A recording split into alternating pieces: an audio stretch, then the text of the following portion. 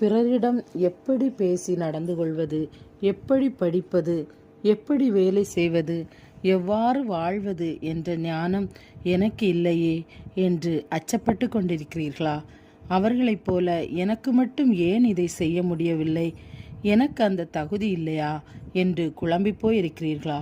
உங்களுக்கான இன்றைய God's gift 1 கொரிந்தியர் 1:27. ஞானிகளை வெட்கப்படுத்தும்படி தேவன் உலகத்தில் பைத்தியமானவைகளை தெரிந்து கொண்டார். பலமுள்ளவைகளை வெட்கப்படுத்தும்படி தேவன் உலகத்தில் பலவீனமானவைகளை தெரிந்து கொண்டார்.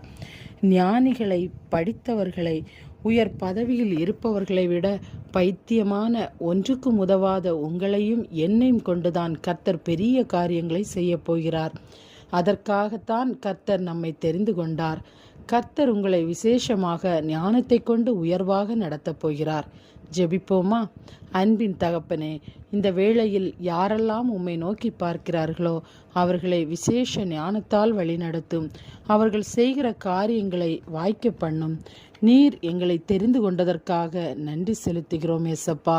அடுத்தவர்கள் முன்பாக நாங்கள் வெட்கப்படாதபடி ஞானத்தை தந்து வழிநடத்துமாறு இயேசுவின் நாமத்தில் ஜெபிக்கிறேன் நல்ல பிதாவே. ஆமேன். God bless you.